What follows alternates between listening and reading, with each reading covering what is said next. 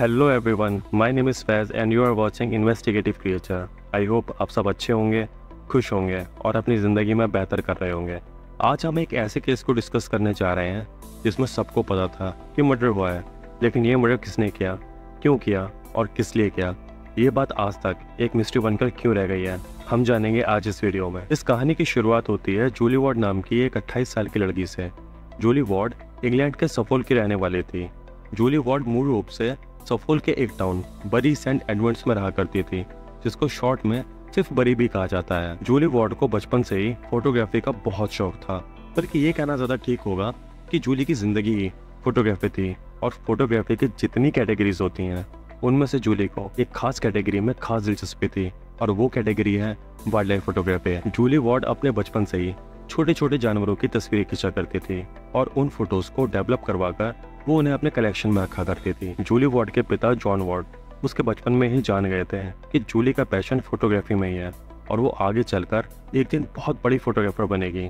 इसलिए John ward ने जूली को बहुत ज़्यादा मोटिवेट किया और ज़िंदगी के हर कदम पर उसका साथ दिया, जिसका रिजल्ट ये हुआ कि अपनी जवानी की दहलीज तक आते आते जूली एक उभरती हुई फोटोग्राफर बन गई थी। लेकिन यहाँ पर वाइल्ड लाइफ फोटोग्राफर्स के साथ एक बहुत बड़ी समस्या होती है कि उन्हें जंगली जानवरों की तस्वीरें लेने के लिए घने जंगलों में जाना पड़ता है।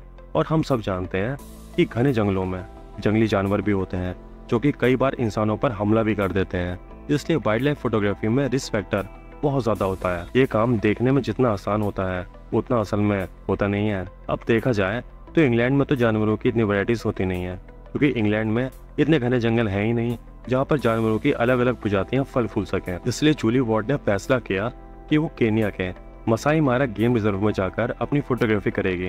लेकिन मैं आपको यहाँ बताता चलूँ कि मसाई मारा केनिया के नारों का एक बहुत बड़ा गेम रिजर्व है, जहाँ पर बहुत घने जंगल हैं और यहाँ पर जानवरों की एक बहुत बड़ी आबादी रहती है। असल में गेम रिजर्व उन जंगलों को बोला जाता है जहाँ पर जानवरों की सभी प्रजातियाँ एकदम आज़ाद रहती हैं।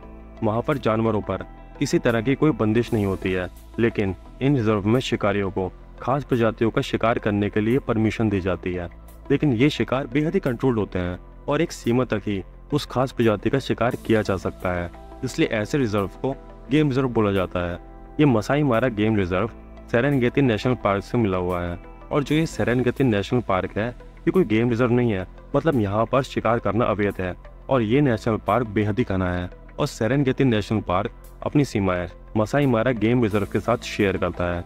इसलिए मसाई मारा गेम रिजर्व और भी ज्यादा घना और खतरनाक बन जाता है। मसाई मारा गेम रिजर्व में जानवरों की बहुत सारी प्रजातियां रहती हैं और इन प्रजातियों के साथ एक और प्रजाति रहती है जो कि जानवर तो नहीं है लेकिन जानवरों से भी ज्यादा खतरनाक है, और ये प्रजाति है इंसानों की प्रजाति। और वो भी कोई ऐसे वैसे इंसान नहीं बल्कि अवैध शिकारी। मसाई मारा गेम रिजर्व में अवैध शिकारी बड़ी संख्या में रहते हैं जो वहाँ पर जानवरों का शिकार गैरकानूनी तरीके से करते हैं। और ये शिकारी अपने रास्ते में आने वाली हर चीज़ को खत्म कर देते हैं, चाहे वो कोई जानवर हो या फिर कोई इंसान। और अब इसी मसाई मारा गेम रिजर्व में जूली वार्ड अपनी वाइल्ड लाइफ फोटोग्राफी के करियर को एक नया मुकाम देने के लिए आ गई थी। जूली वार्ड मार्च 1988 में केनिया पहुंची थी और वहां पहुंचकर जूली ने बहुत सारे जंगली जानवरों की तस्वीरें खींची। आप जूली के डेडिकेशन का अंदाजा इसी बात से लगा सकते हैं कि जूली की दोस्ती केनिया में रहने वाले आदिवासियों से भी हो गई थी, और वो उन आदिवासियों के साथ ऐसे रहा करती थी कि जैसे जूली खुद उन आदिवासियों के कबीले का ही एक हिस्सा हो। जूली जंगल में रहने वाले जानवरों के साथ ऐसे घुल मिल जाया करती थी कि ऐसा लगता था कि जूली सिर्फ बनी इसी काम के लिए है। जूली का बॉन्ड जानवरों के साथ बेहद ही मजबूत था। जूली ने कई सारे जानवरों के साथ एक भरोसे का रिश्ता बना लिया था, जिस वजह से जूली बड़ी सहजता के साथ उन जानवरों की तस्वीर ले लिया करती थी।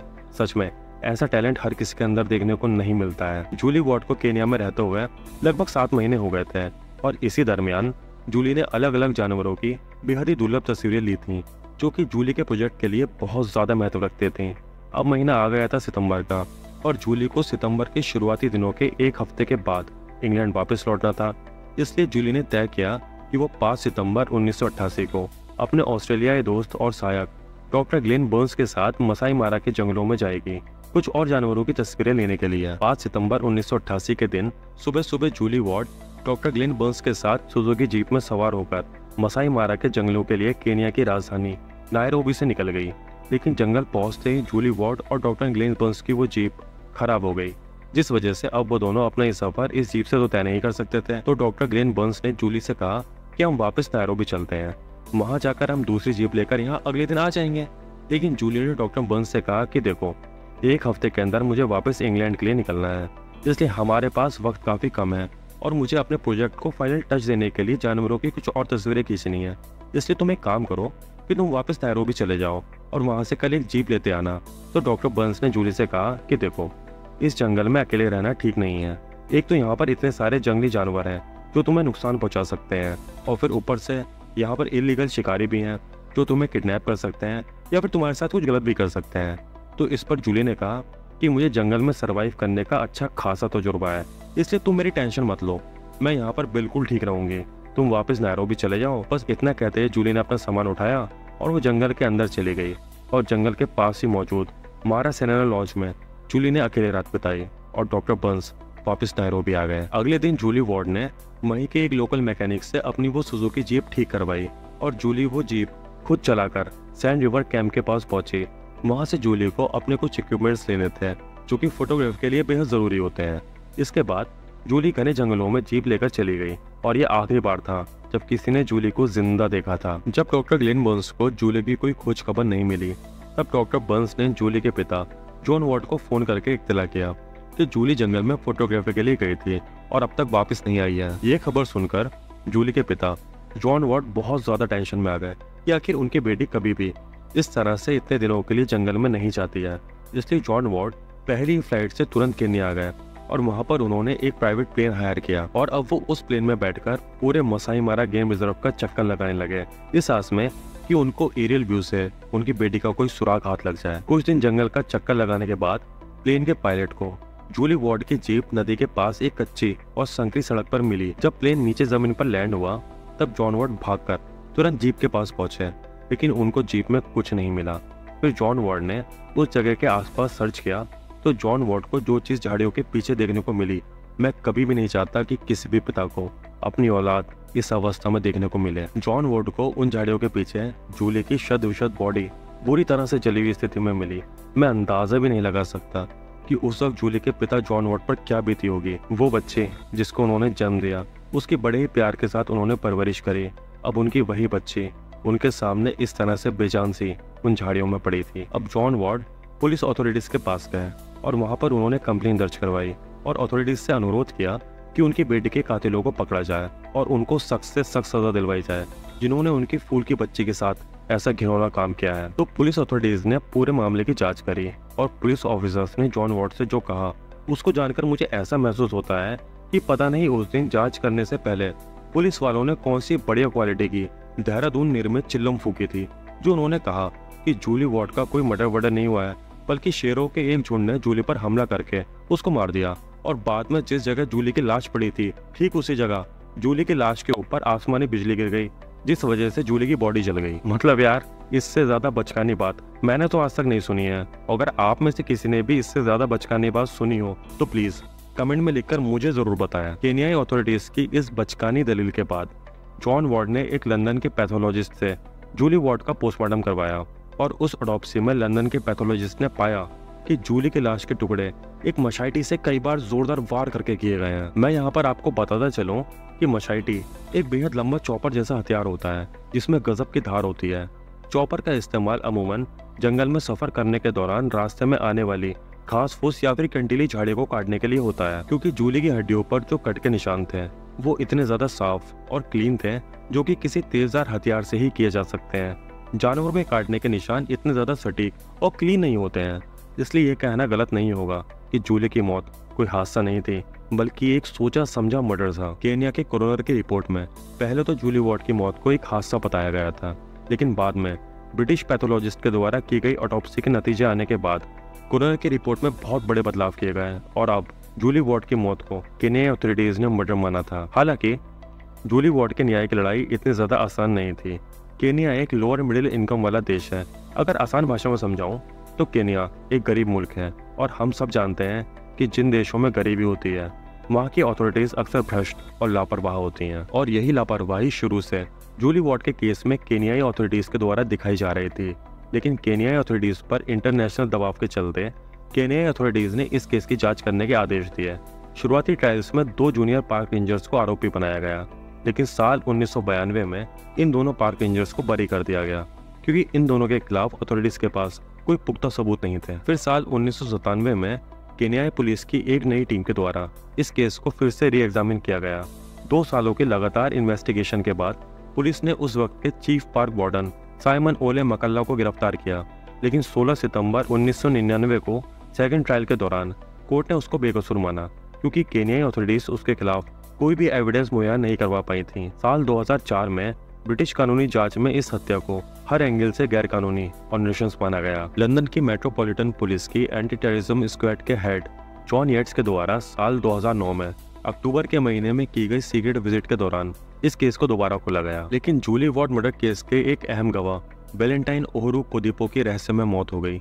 कोदिपो इस केस के एक अहम गवाह थे जिसकी गवाही के सहारे ये केस अब तक चल रहा था। जूली वार्ड का केस इतना ज्यादा सेंसिटिव था कि कोदिपो को केनिया छोड़कर डेनमार्क में जा बसना पड़ा और वो डेनमार्क में पिछले 20 साल से रह रहे थे। साल 2018 में जॉन वार्ड ने मीडिया में कैंपेन चलाया कि जिस आदमी पर जॉन वार्ड को सबसे ज्यादा शक था उस आदमी का डीएनए सैंपल केनियाई अथॉरिटीज ऑब्टेन करें, जिससे कि उस आदमी का डीएनए जूली वार्ड की बॉडी पर मिले डीएनए सैंपल से मैच करवाया जा सके। साल 2020 में जूली वार्ड मिसिंग केस के प्राइम सस्पेक्ट की भी मौत हो गई, लेकिन अब तक भी जूली वार्ड की मौत का रहस्य किसी की भी सामने नहीं आया था। जून 2023 के शुरुआती महीने में जॉन वार्ड की मौत 89 साल की उम्र में हो गई और जॉन वार्ड की मौत से ठीक 2 हफ्ते पहले उनकी बीवी जेन वार्ड की भी मौत हो गई थी। जॉन वार्ड एक रिटायर्ड होटेलियर थे और उन्होंने जूली के केस को लड़ने में $2 मिलियन से भी ज्यादा रुपए खर्च कर दिए थे, यानी कि लगभग 16.5 करोड़ रुपए जॉन वार्ड ने 35 साल के दौरान खर्च कर दिए थे और 200 से ज्यादा विजिट उन्होंने केन्या की थी। जॉन वार्ड ने आरोप लगाया था कि केन्या गवर्नमेंट ने इस पूरे केस पर लिपापोती करी थी अपने टॉप ऑफिशियल्स को बचाने के लिए, और इस लिपापोती में केन्या गवर्नमेंट का साथ यूके गवर्नमेंट ने भी दिया था। बड़ी अफसोस की बात है कि एक बाप अपनी बेटी को न्याय दिलाते दिलाते इस दुनिया से चला गया, और सबसे बड़ी बात यह है कि उस शख्स ने 35 सालों तक हार नहीं मानी। जॉन वार्ड के इस जज्बे को मेरा सलाम है। जॉन वार्ड के बेटे टिम वार्ड और बॉब वार्ड ने बीबीसी को दिए अपने इंटरव्यू में कहा है कि वो अपने पिता की इस न्याय की लड़ाई को तब तक जारी रखेंगे जब तक जूली को इंसाफ नहीं मिल जाता, और वो अपने पिता के संघर्ष पर एक किताब भी बहुत जल्द पब्लिश करेंगे। लेकिन इस केस को लेकर मेरी 3 थ्योरीज हैं कि जूली के साथ उस वक्त क्या हुआ होगा जब उसका एनकाउंटर अपने कातिल से हुआ था। पहली पॉसिबिलिटी तो यह है कि जब जूली अपनी सुजुकी जीप से मसाई मारा के जंगलों में अंदर की तरफ बढ़ रही होगी तब उसको शायद शिकारी मिले होंगे जो गैरकानूनी तरीके से जानवरों को बंधक बनाकर ले जा रहे होंगे। और जैसा कि हम सब जानते हैं कि जूली जानवरों से कितना ज्यादा प्यार करती थी, इसलिए हो सकता है कि शायद जूली ने उन शिकारियों का विरोध किया हो कि वो लोग इस तरह से जानवरों को नहीं लेके जा सकते, तो हो सकता है कि उन शिकारियों ने जूली को मार दिया हो। दूसरी पॉसिबिलिटी ये हो सकती है कि जूली ने जंगल में कुछ ऐसा होते हुए देख लिया था जो कि उसको नहीं देखना चाहिए था, और हो सकता है कि जो इंसान वो इलीगल एक्टिविटी जंगल में कर रहे थे वो नहीं चाहते थे कि जूली उनको किसी भी तरह से एक्सपोज करे, इसलिए हो सकता है कि उन्होंने जूली को मार दिया हो। और तीसरी और सबसे आखिरी पॉसिबिलिटी ये हो सकती है कि हम सब जानते हैं कि जूली बेहद ही खूबसूरत पर्सनैलिटी वाली लड़की थी, इसलिए हो सकता है कि किसी पार्क रेंजर या फिर किसी शिकारी की नीयत जूली को देखकर बिगड़ गई हो और उसने जूली के साथ दुष्कर्म करने की कोशिश करी हो, और जब जूली ने उसका विरोध किया हो तो उसने गुस्से में आकर जूली पर मशाइटी से हमला कर दिया हो, और जिसकी वजह से जूली की मौत हो गई हो, और सबूतों को मिटाने के लिए उसने जूली की बॉडी को जला दिया हो। हालांकि ये सब मेरी पर्सनल थ्योरीज ही हैं, हो सकता है इसके अलावा भी कोई और पॉसिबिलिटी हो, लेकिन ये जरूरी है कि इस केस को हर पॉसिबल एंगल से देखना चाहिए और जांचना भी चाहिए। मैं उम्मीद करता हूँ कि एक दिन जूली वार्ड की हत्या के इस राज से पर्दा जरूर उठेगा और जूली वार्ड को इंसाफ मिलेगा। इसी के साथ आज का ये केस यहीं पर खत्म होता है। अब आपसे मुलाकात होती है किसी नए केस के साथ। तब तक के लिए बी हैप्पी, बी विजिलेंट।